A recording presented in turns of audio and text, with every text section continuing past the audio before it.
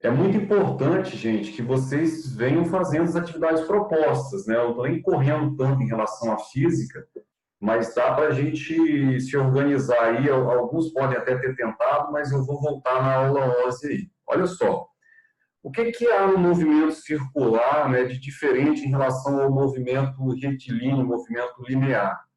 Então, o que que acontece, né? O movimento circular, ele é caracterizado por ter uma trajetória que é uma circunferência. E aí, o que que a gente vai fazer? A gente vai tentar relacionar o que a gente estudou agora, que é espaço, velocidade, tempo, com o que seria no movimento circular. Usando, por exemplo, no movimento circular, é muito importante a gente relacionar a distância percorrida com o ângulo, porque numa circunferência, uma volta completa, são 360 graus. Apesar de que no movimento circular, por questões até de conta, utiliza-se não o grau, usa-se o radiano, porque assim, a gente sabe que uma volta completa na circunferência são 2π radianos, né? Então a gente vai trabalhar em movimento circular não com graus, a gente vai preferir usar o radianos, que é o mais comum ser utilizado, porque ele se relaciona diretamente com o deslocamento. A gente pode dizer, por exemplo, uma volta completa numa circunferência, vocês já estão cansados de saber lá na matemática que é 2π vezes o raio. Então, ó, o deslocamento ΔS de uma volta completa é 2π, que é o ângulo total de uma volta, né, multiplicado pelo raio.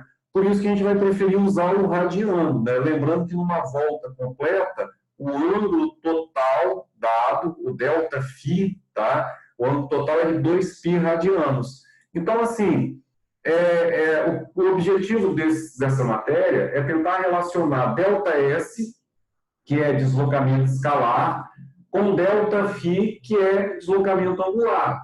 E como vocês já aprenderam lá na matemática, uma volta completa, 2πr de ΔS, ó, 2πr de ΔS, equivale a 2π radianos de ângulo. Então, ó, um deslocamento linear ou escalar de 2πr equivale a um deslocamento angular de 2π radianos. Fazendo uma regra de 3 simples aqui, ó, corta-se o 2π e chega nessa relação que é a relação fundamental entre o movimento escalar e o movimento circular. Então, assim, o que a gente está falando é que existe uma relação entre o deslocamento escalar e o deslocamento angular. O deslocamento angular, né, o deslocamento escalar, é o produto do deslocamento angular vezes o raio. Então, para uma volta completa, o deslocamento de uma volta completa é 2π vezes o raio, porque o deslocamento angular em uma volta completa é 2π.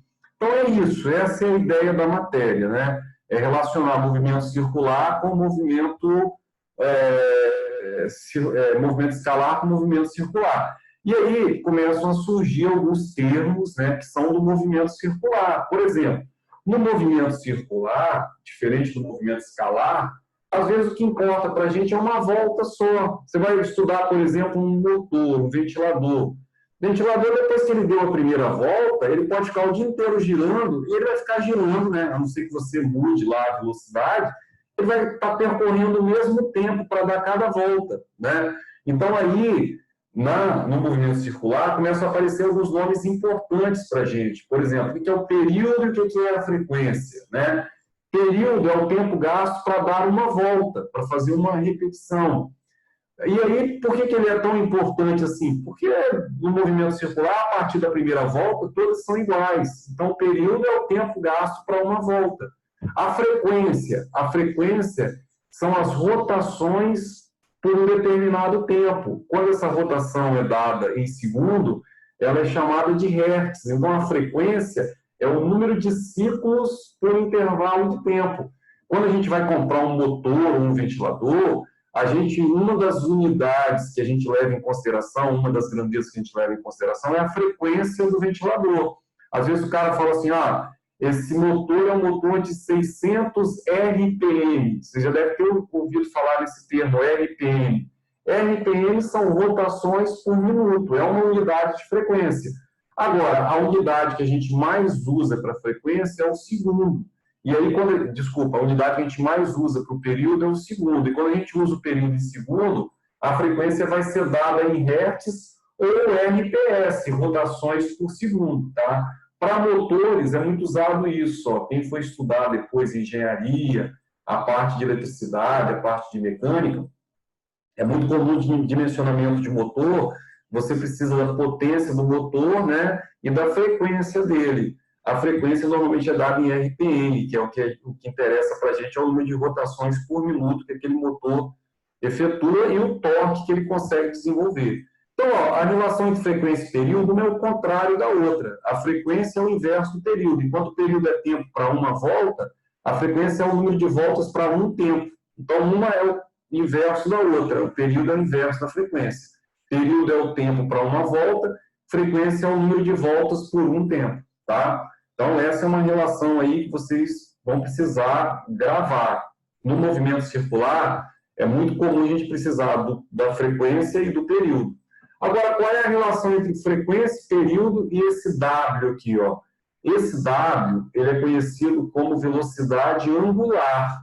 Então, ó, em uma volta completa, né, o ângulo total é de 2π radiano. E o tempo gasto para uma volta completa é o período. Então, como velocidade é espaço sobre tempo, velocidade angular é deslocamento angular sobre tempo. É o mesmo conceito, ó. V é ΔΦ, né? A velocidade angular é o deslocamento angular dividido pelo tempo. Para uma volta completa, o deslocamento é 2π. É por isso ó, que a fórmula de velocidade angular, como a gente viu anteriormente, a frequência é o inverso do período, então 1 sobre o período pode ser trocado por frequência. Então, a gente diz que a velocidade angular é 2π vezes a frequência. É outra fórmula que tem que gravar. Aqui é muito decorebazinha de fórmula, tá? A velocidade angular é 2π vezes a frequência. Agora, ó, como que a velocidade angular se relaciona com a velocidade escalar? Aí eu fiz uma deduçãozinha aqui, ó. Velocidade escalar é espaço sobre tempo. Espaço escalar é o espaço angular vezes o raio. Foi o que a gente viu no primeiro slide. Se você substitui aqui, gente, ó, se você substitui o ΔS por ΔΦ vezes R, vai ficar espaço angular sobre tempo, que a gente chamou isso aqui, ó, de velocidade angular. Tá vendo, ó? Velocidade angular, e aí sobra o raio. Então, ó, essa é uma das formas fundamentais do movimento circular. A velocidade escalar é a velocidade angular vezes o raio. Então, é muito comum você gravar assim, ó, V é igual a WR. V igual a WR é velocidade escalar, é a velocidade angular vezes o raio, a dedução é essa aqui. E é comum também, a gente vai até usar num exercício isso aqui, ó, você substituir esse W, porque a gente acabou de aprender que ele é 2π vezes a frequência. Então, se você substitui W por 2π vezes a frequência, a velocidade escalar é 2π vezes a frequência vezes o raio. Então, o que vocês têm que entender? Ó, é muita formulazinha, entendeu? É muito trabalho de fórmula, de gravar fórmulas. E aí eu tinha passado para vocês ó, alguns exercíciozinhos. Eu vou fazer de novo, porque está bem tranquilo aqui, tá, gente? Aí dá tempo até para a gente retomar. Estou fazendo essas aulas como retomada aí do que a gente parou na semana passada, tá? Ó, a foto anterior mostra o italiano Ondrej Rotarelli, que em meio à coreografia da prova de patinação artística durante os Jogos Olímpicos de Inverno de 2018, trava a ponta de um dos seus patins em um ponto e gira a colega Valentina Marchei, cuja ponta de um dos patins desenha no gelo uma circunferência de raio 2 metros. Então, ó, a moça gira formando uma circunferência de raio 2 metros.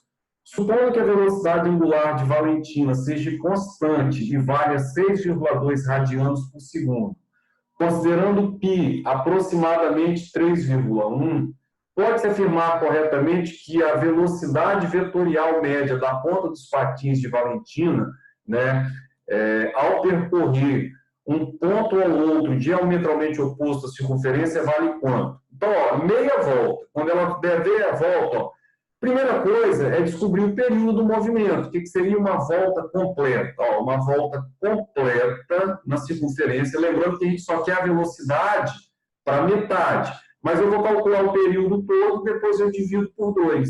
Então, aqui, ó, o raio da circunferência formada pela Valentina é de 2 metros, e aí a gente vai para nossas fórmulas, ó. Opa, caiu aqui. Picoreba de fórmula aqui, ó. 2π sobre o período, né? A velocidade angular. E me deu a velocidade angular. Você substitui aqui, ó, 6,2. O π ele mandou usar 3,1, né? Isso aqui, na verdade, é 6,2 também, vai cortar, ó. 6,2 corta com 6,2, o período vai dar 1 segundo. Então, eu descobri que para uma volta completa é 1 segundo. Só que nós estamos querendo saber para percorrer de um ponto ao outro diametralmente oposto, aí de A até B.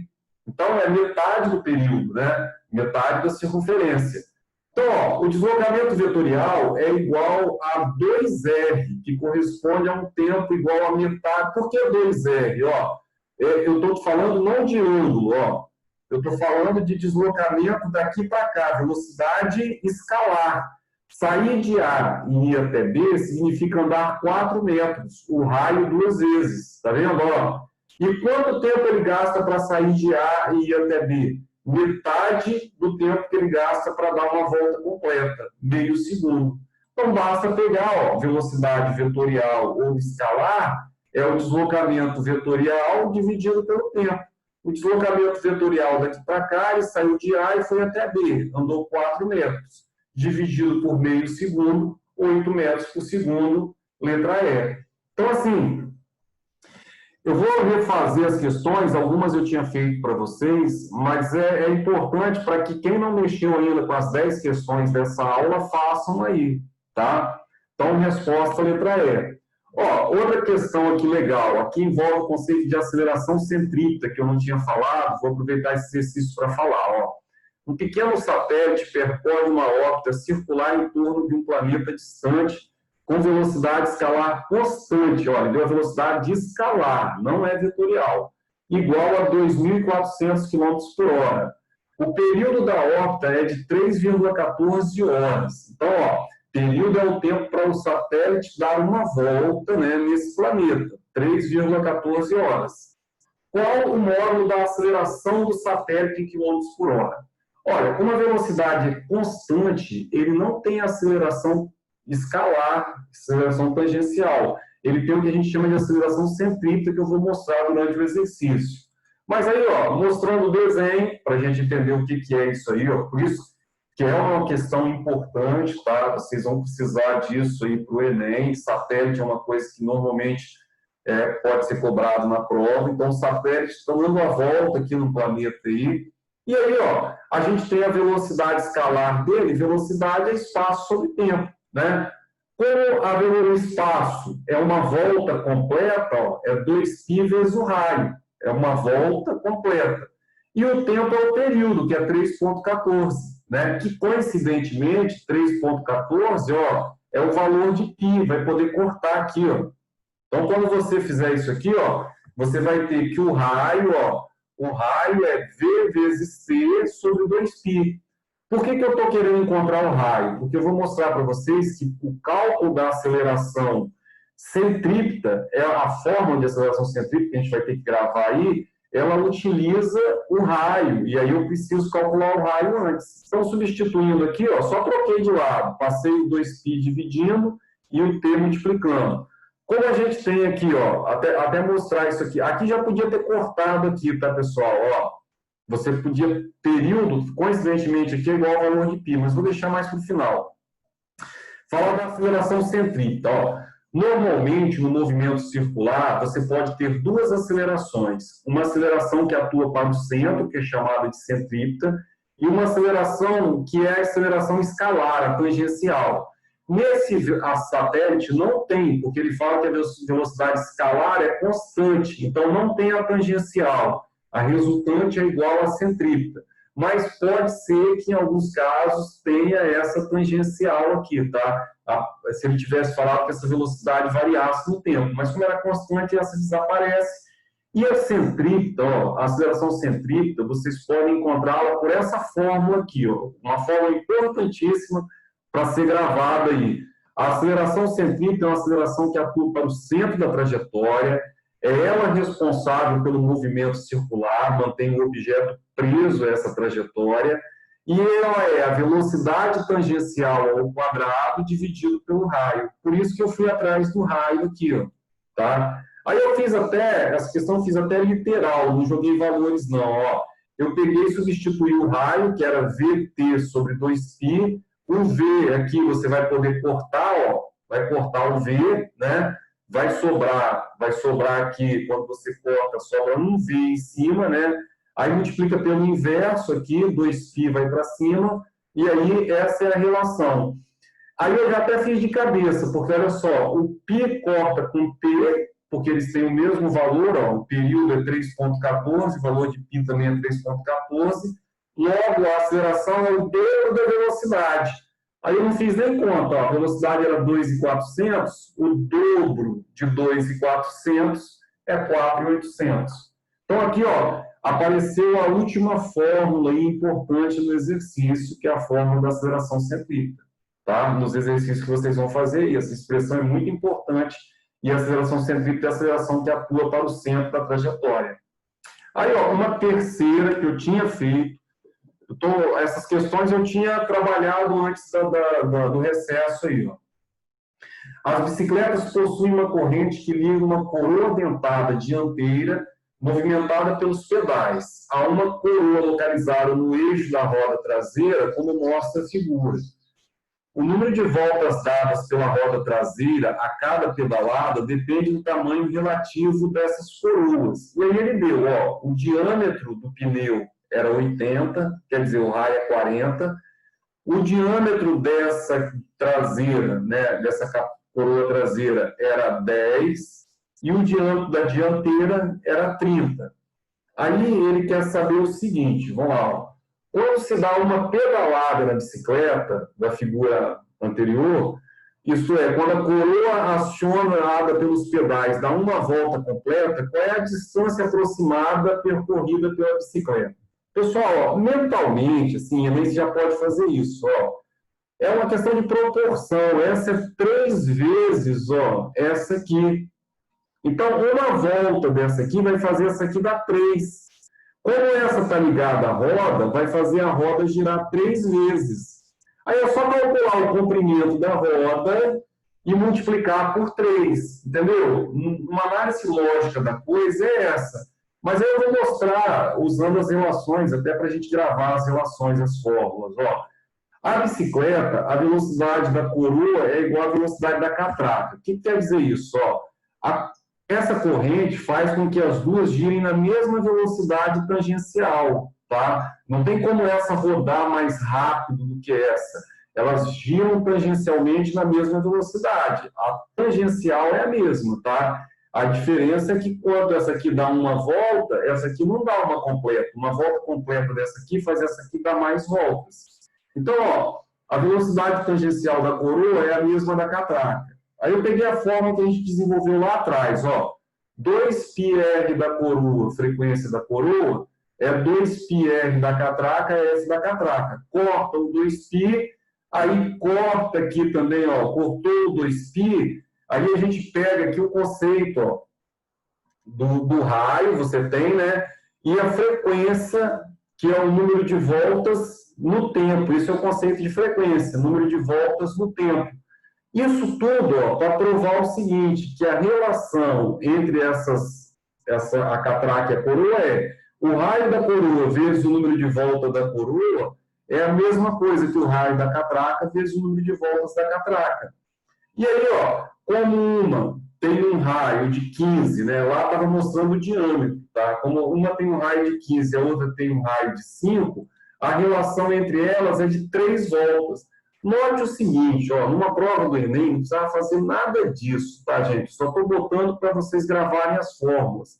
Na prova do Enem, fica naquilo que eu já fiz de cabeça aqui, ó.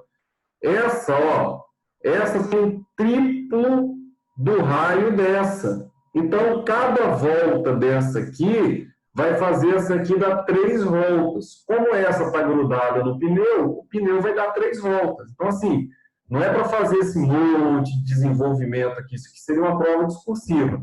Ó, o que tem que entender é isso. Enquanto uma dá uma volta, a outra dá três, porque a relação entre o diâmetro dela é o triplo, 3 voltas. Aí, ó, como a roda está acoplada à catraca, ela dará o mesmo número de voltas que a catraca. Aí, ó, é só lembrar, a distância percorrida pela roda, por uma volta dela seria 2π vezes o raio. Como ela vai dar 3 voltas, vai ser 3 vezes 2πr.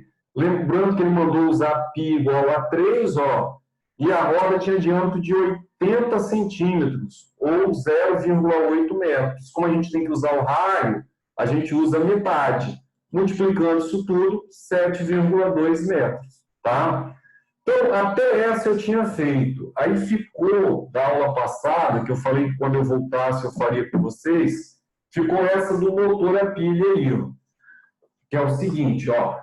Um pequeno motor a pilha é utilizado para movimentar um carrinho de brinquedo, né? Um sistema de engrenagem transmite a velocidade de rotação desse motor na velocidade de rotação adequada às rodas do carrinho.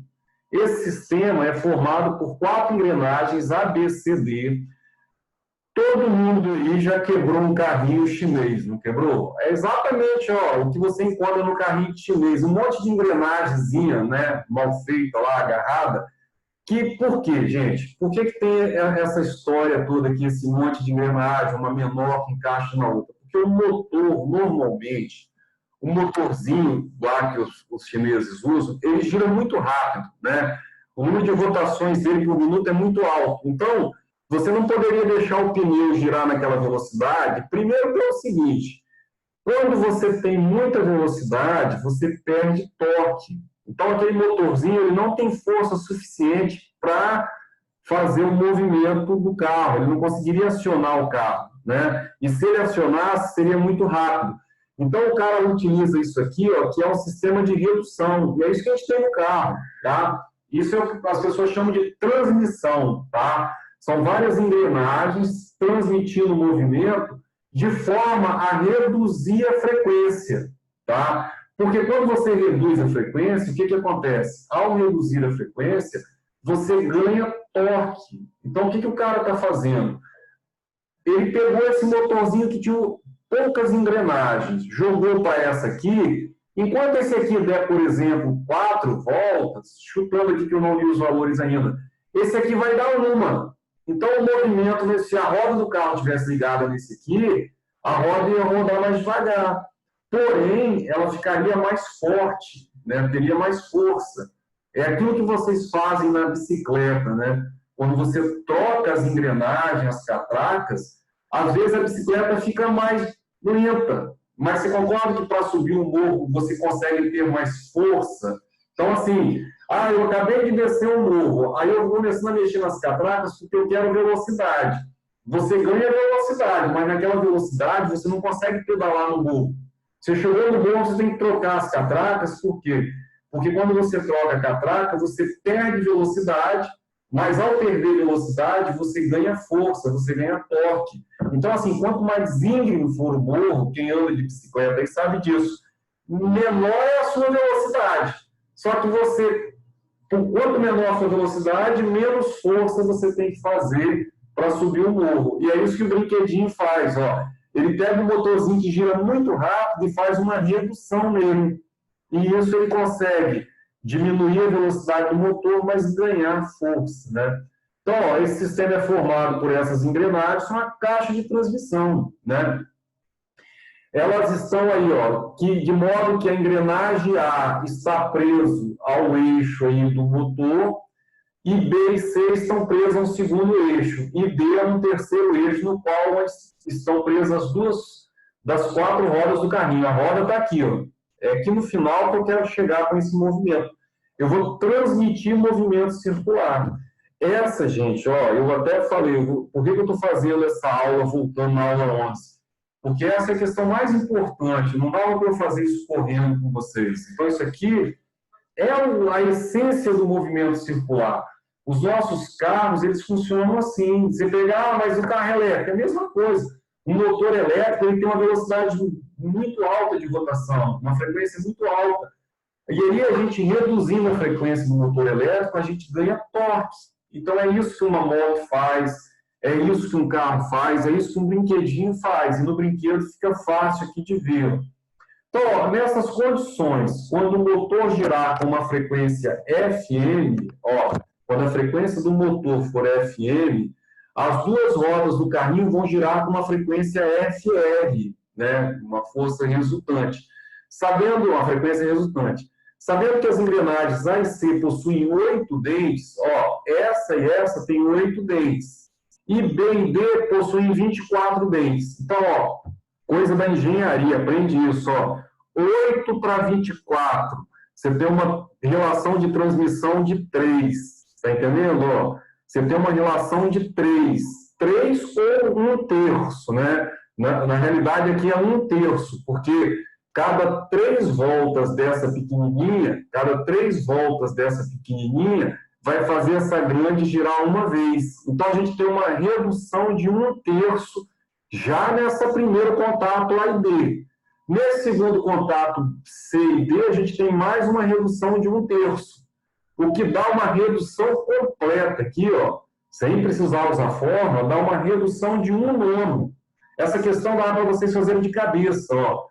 Daqui para cá, saiu de 8 para 24. 8 para 24 reduziu 1/3. Ó. 8 para 24 é uma redução de 1/3. Enquanto essa aqui dá 3 voltas, essa aqui dá 1. Então, houve uma redução de 1 para 3.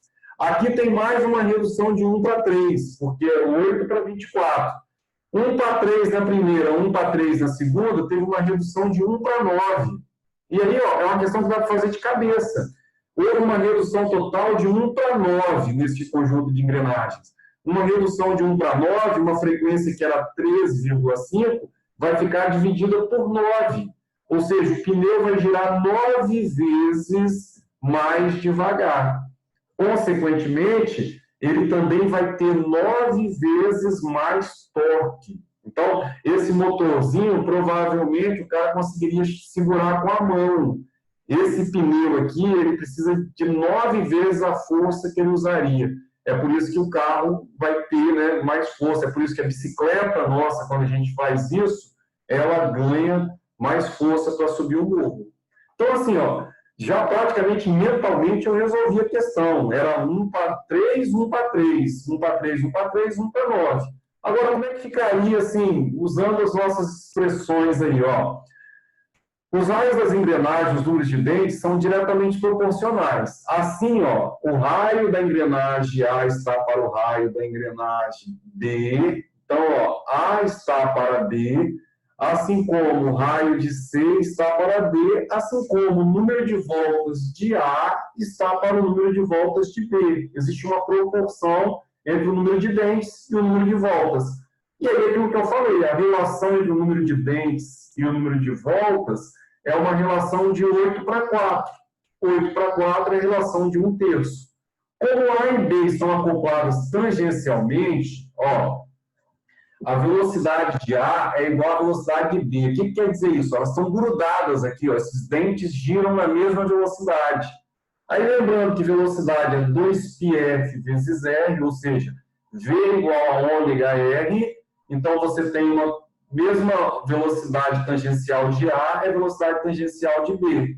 Corta-se o 2π, né? E aí você descobre, como ele falou que a frequência de A é a chamada frequência do motor, você substitui aqui por frequência do motor, ó, passa para cá dividindo, então a frequência de B é essa relação em relação ao motor, que é a relação de 1 para 3, que foi o que eu tinha feito mentalmente, ó. A relação entre a frequência do motor e a frequência de B é de 1 para 3. A frequência de B, porque ela é 3 vezes maior, ela vai girar 3 vezes mais devagar. Precisa de 3 voltas dessa pequenininha para dar uma volta na grande.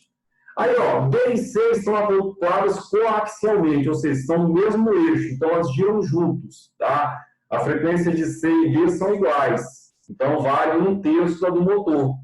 Como a velocidade de C e B, ó, velocidade de C e B são iguais, o que vai acontecer aqui? velocidade C e B são iguais, 2πf RC, ou seja, ômega R de C é igual a ômega R de D. Corta-se o 2π, sabe-se que a frequência de D é igual à frequência da roda, é onde está a roda, é uma engrenagem D, e aí a gente substitui aqui os valores, chega-se na relação que a frequência da roda é a frequência de C, e a relação de transmissão também é 1/3. Também é 1/3. O que vai acontecer, então? O que eu já tinha falado mentalmente, é 1/9. Agora, perceba que no Enem você não precisa fazer nada disso. 8 dentes para 24 dentes reduziu 1/3. 8 dentes para 24 dentes reduziu mais 1/3. Então, 2 reduções de 1/3 é igual a uma redução de quê? 1/9. E aí é só pegar a frequência, que é 13,5, e dividir por 9, vai dar 1,5 a resposta dessa questão. Então, aí, gente, vocês vão pegar o movimento circular, aí a gente faz algumas relaçõezinhas, Velocidade, espaço sobre tempo. Então, a gente aprendeu que no movimento retilíneo uniforme era S igual a S0 mais VT. E as formas do movimento variável eram essas. No movimento circular, vale as mesmas relações. Só que o que é ΔS, o que é S, passa a ser ângulo. Então, e o que é velocidade escalar passa a ser velocidade angular. O que é a aceleração tangencial, né, passa a ser a aceleração centrípeta. E aí essas são as relações aí que vocês podem fazer entre o movimento circular e o movimento uniformemente variado. Tá certo? Então é o seguinte, o que eu quero de vocês aí nessa semana, eu tenho uma aula com vocês na quinta-feira, tá? Aí até lá, tentem fazer essa aula 10 aí, trabalhem para resolver isso aí, tá?